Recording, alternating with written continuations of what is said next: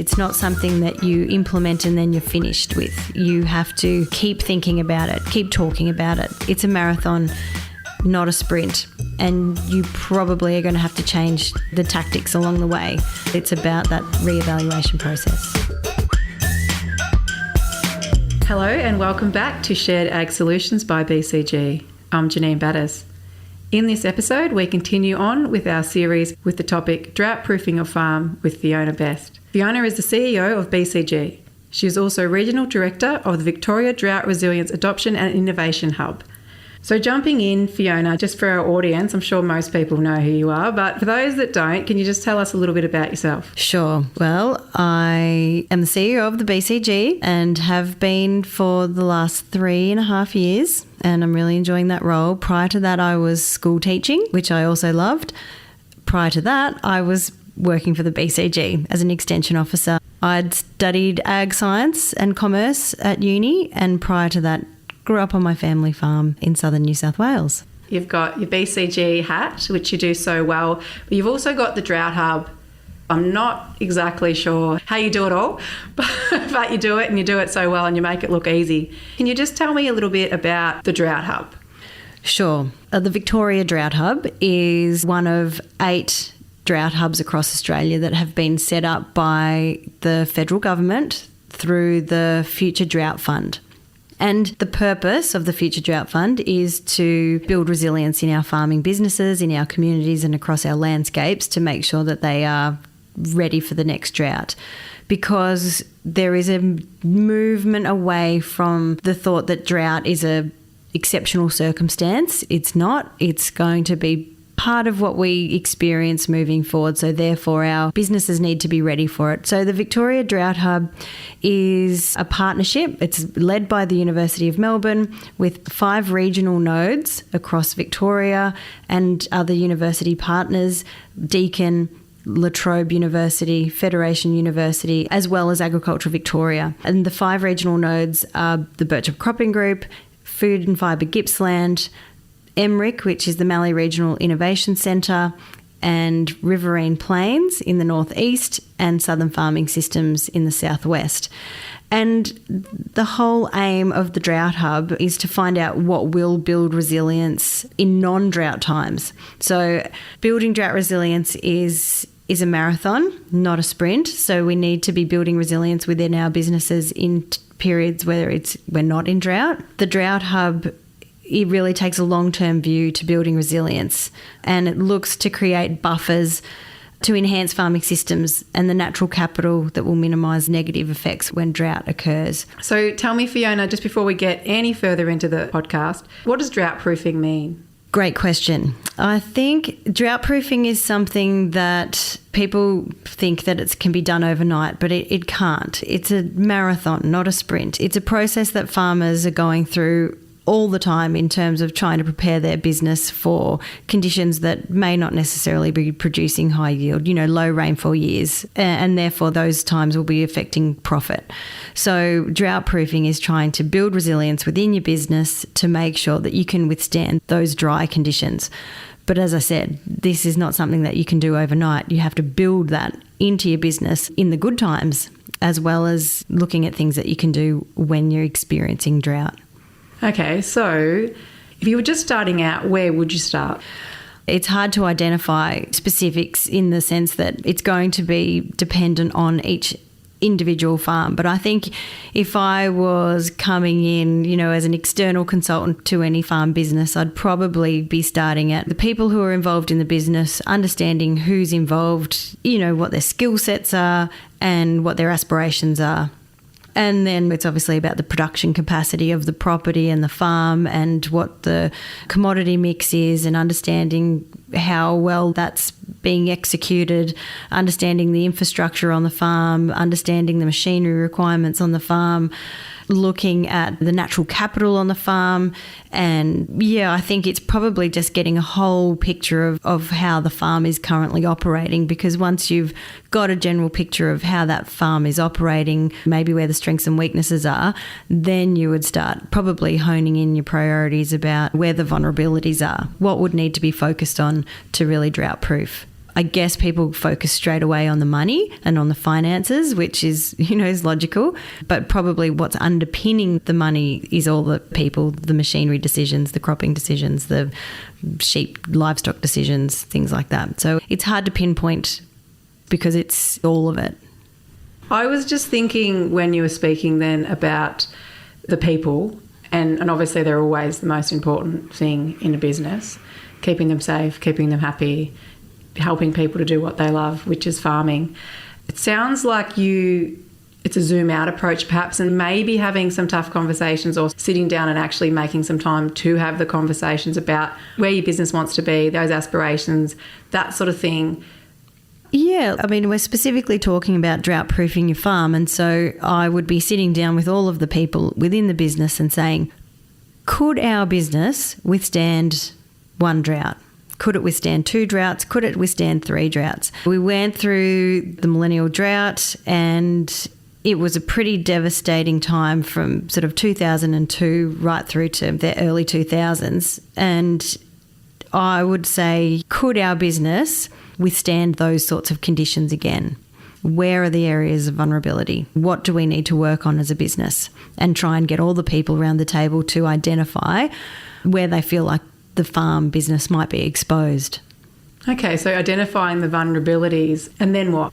Then identifying whether you've got the skill set in-house to overcome those vulnerabilities, understanding why is it a vulnerability for the business, and then is it something that you can make some changes to just with the people within your team, or is it something that you might need to outsource expertise, or is it a change of system, or is it a change of the way you own machinery? Is it a change of the way you own land? Do you need to think differently about how you employ people or how you make input purchasing decisions?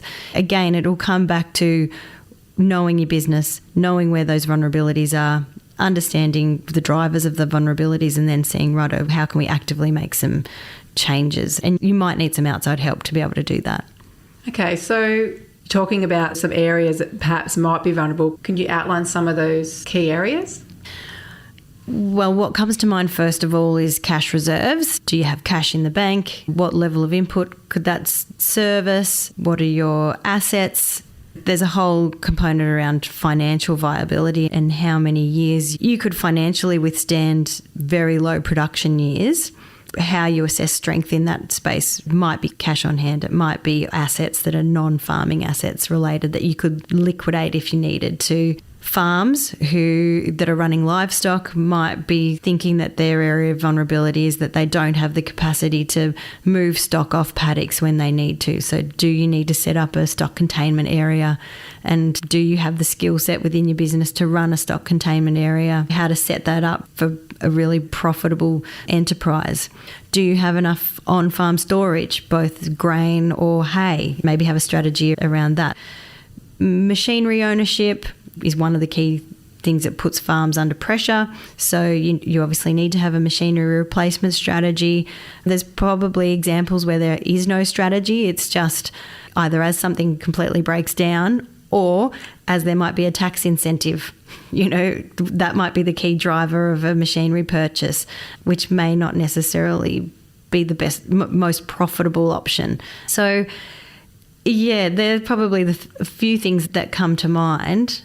I think another important consideration coming back to the people side of things is we really need to be making sure that to get through tough times that we're going into tough times healthy, both physically and mentally. The farming community comes under a lot of scrutiny when at the best of times, but when we're under pressure. We've got some pretty bad statistics around mental health profile of agricultural participants, and so I think we really need to look at that. What are we doing to look after our people and look after ourselves?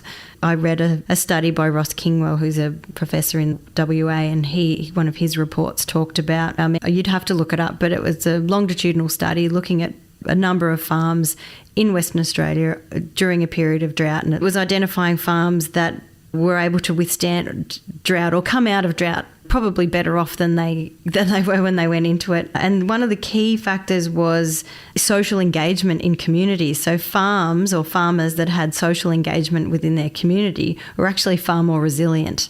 And maybe it was because, the farmers had a mental break away from the farm. They were interacting socially. They might have been sharing stories. They were maybe being more physically active off farm. I think there's a lot to be said in being engaged in that way. And it's probably one of the key drivers behind BCG's Young Farmer initiative, because we want to create those networks for young farmers who may not have necessarily experienced dry conditions before. BCG are working with a lot of farmers who are only in their first 5 to 6, 7 years of farming, and conditions in this part of the world, in the Wimmera Mallee, have over that period of time been pretty good the last few years. So how are we preparing the next generation of farmers to be able to really withstand the dry conditions that are inevitable? We want to keep them socially connected. And so having a young farmer network where they can come together, discuss ideas around farming and agriculture and new innovations in that space, but also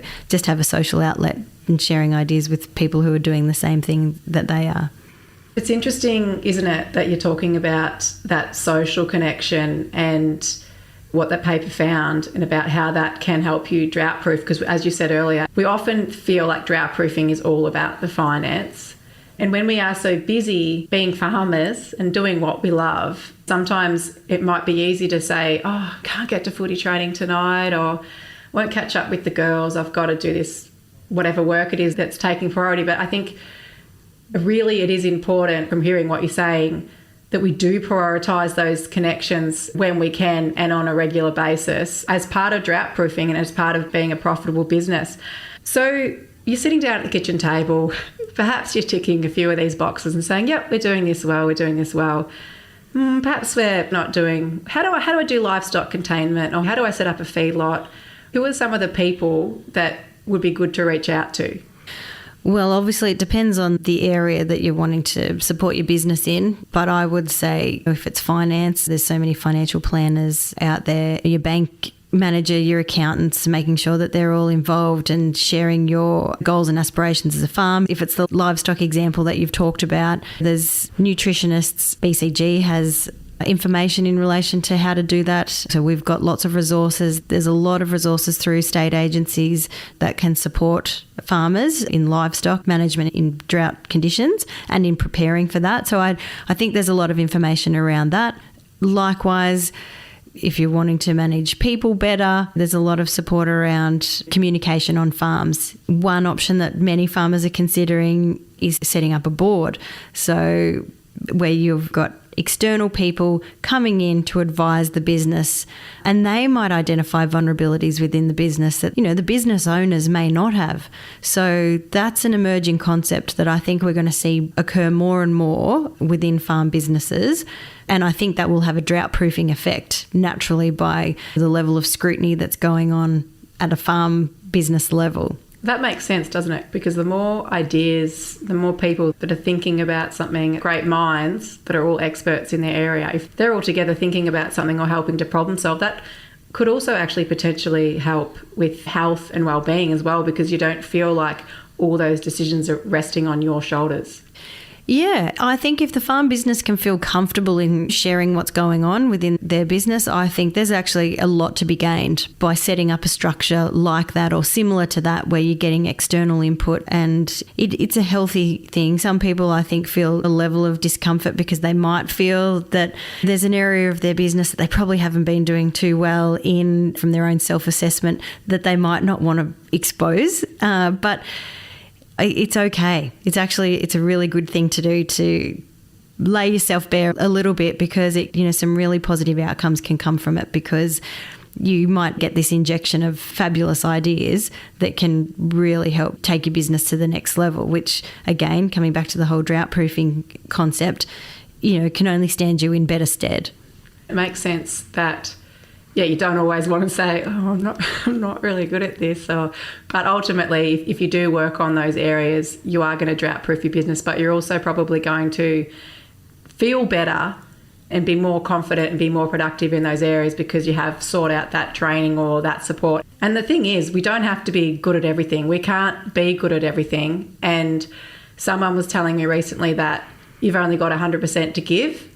So you sort of have to choose where you spend your 100%. So maybe you are a great grain marketer, but perhaps you don't have the time to spend on that. So that might be an element. But when you do sit down at the kitchen table, you go, oh, well, we're not doing that as well as we could. It's not that we can't do it, but we're not doing it as well as we could. So maybe we'll outsource that or get some advice or some help. Yeah, I mean, time is a big limiting factor on a lot of farms. And so you're exactly right in terms of how you're going to allocate your time. It will come down to personal preference, skill sets. So I think, where you know you cannot spend the time that you need to, that's exactly where you might need to be outsourcing that input into the business. And I feel like for farmers, that's probably going to be, because farmers are pretty clever. They're pretty good at what they do. So for a lot of people, it might just be, I haven't had the time. Or it might be they never loved that area and they can outsource it as well. But I love what you said about it's okay. It's okay to just say, I need some help with this. Yeah, we know that farming is complicated and it's a conglomerate of a lot of moving parts coming together. So it's highly likely that it's going to be impossible for one individual to be across absolutely everything. So I think it's a smart thing to do to be identifying the areas that you need to outsource or get some further external advice around. Can't do everything. That should be write that on their hands. So talking about these different elements, the vulnerabilities, outsourcing things, making sure that you're connected with your community. You can't control dust, Fiona. You can't control which way the wind blows. Are there things that you're working with or you're seeing in your research with the Victorian Drought Hub that farmers are doing to control their environment? One of the key things that I talk to a lot of farmers about now as a learning from previous experience is how much they're now prioritising their home environment and how important that is when things are beyond their control out in the paddocks. So being able to have a really nice place to come home to, where they're living with their families or with friends, it becomes a sanctuary. So we're seeing a lot more investment in the home and in the gardens where people are living. And I think that's been a real shift within agriculture. There's so many anecdotal stories of times gone past where people were complaining about the 100-year-old kitchen that never got any financial input. Now I think we've had a complete shift in that mindset, in that, yes, we're going to have a really nice place where, well, when we can, we're going to invest some money into our home and our home environment. A lot more automatic watering systems going in across the Wimmera Mallee, pools and lawn and garden, and I think that's a really good thing. It just makes such a huge difference. I know, just coming down my driveway and there's lawn and it's on automatic. And even just having the trees around, they're dust catchers as well. I do understand what you mean, but that also comes into planning, doesn't it? Look, I just think it's looking at all the areas of the business and making sure that the environment from which you are making those planning decisions is a good work environment. You look across all the other industries, work environment, it comes out as a really high priority for all employees. So farms are no different. So we've got to be looking at our work environment, making sure that it's a really great place that we want to, spend time and energy. And by nature of farming, we're generally living where we're working. So we've got to make that environment a really positive one. It's just part of the puzzle. It sustains us really, doesn't it? If you can come home and jump into the pool or lay on the cold grass. What I'm hearing, it's really looking at your farm under the microscope, isn't it? To me, it comes back to that question we talked about at the start. Is my farm business ready to withstand dry conditions, not just for one season, but maybe multiple years? And are we, as individuals, physically and mentally ready to go through something like that? What are the resources that we've got available to us to be able to make sure that we can get through some of those experiences or those times? And how are we capitalising on the good times? to make sure that we have got maybe those financial reserves and those buffers. Got the pool. And you've got the pool and you've got the nice house that your family can really enjoy and your friends can really enjoy coming to and sharing in. So I think we just need to put our farm businesses under that lens. And if there's any areas where we think, gee, we need to do a little bit more work, then so be it. And we need to start strategizing or have a strategy in place to reduce or alleviate some of the vulnerability around that. So as we talked about, it could be that machinery replacement strategy or a different approach to the way we structure our finances. It might be implementing a farm board where we're regularly reviewing certain elements of our business. It could be making strategic decisions around grain storage and hay storage, livestock containment areas, our cropping rotations. It's putting our business under the microscope and looking at where we might fall over if we did have a sustained period of dry conditions. And focusing on, as you said, what you can control, because obviously there's going to be things that come up that you don't expect, but so you can't be too prepared with the things that you can control. Absolutely. And look, I think farmers are already doing so much to ensure that we're a profitable, sustainable industry. So we're implementing new technologies, we're looking at all our costs, we're scrutinising so many elements of the business already. It's just putting that drought lens over the top of it and just seeing if there's any areas that we probably need to address while we're in a good period, not necessarily when we're in the midst of drought. And I think too, one of the key things that farmers can think about is if they're experiencing drought is to have a few of those critical decisions made already, so they're not making the decisions in the peak period of drought conditions. So if some of the decisions around, righto, well, our farm, we're never going to have a soil cover level less than X. And as soon as we get to that, we're going to be shifting stock off paddock into a stock containment area. Or we're always going to have X amount of grain in storage and we're always going to have X amount of hay in storage.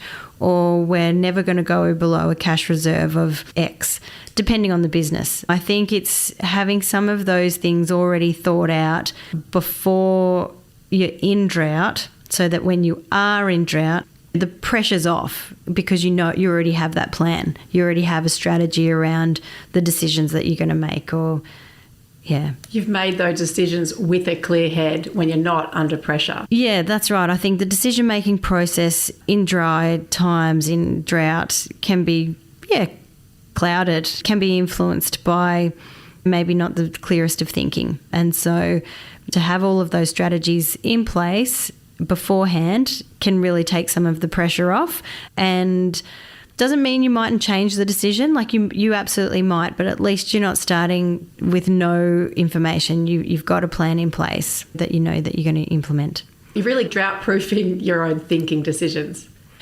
Yeah, I think one of the key messages to come out of the Victoria Drought Hub is to just keep reevaluating your business, to keep monitoring, keep evaluating, keep talking, keep communicating. It's an ongoing process. It's not something that you implement and then you're finished with. You have to keep thinking about it, keep talking about it. So I think that's probably one of the key take-homes for everybody is really just you can't just implement a strategy and then it's finished. You've got to keep going. As I said at the start, it's a marathon, not a sprint. And you probably are going to have to change the tactics along the way. It's about that reevaluation process. I loved catching up with Fiona to learn more about drought proofing. It's a great time of year to be thinking about it too. Check out the show notes, but also feel free to call BCG to learn more about drought proofing and how the Victoria Drought Hub is supporting farmers. Don't forget to hit follow, and if you love this podcast, why not share it? I'll catch you again soon.